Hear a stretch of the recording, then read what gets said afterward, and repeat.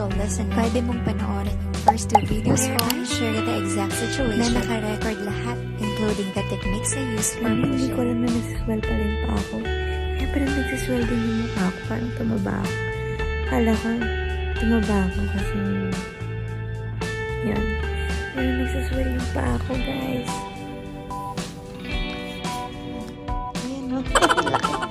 Heto ako ngayon. Ako na naman mag-isa. Nakakalungkot ba? Syempre hindi. It's beautiful. You can even try to request from your family ng me time sa first 2 to 3 days nyo sa hospital. But don't get me wrong, syempre malaking tulong kapag may gusto kang ipaabot, may mauutusan ka para hindi ka na muna tumayo. May pwedeng mag-alaga muna kay baby habang tulog ka at nagpapagaling. But then, kung walang choice, kung wala kang choice, kung hindi ang mag-isa, if you are already planning to be alone with your baby on the first 2 days, he did it. And I was so happy he did it. Ito yung housemate ko.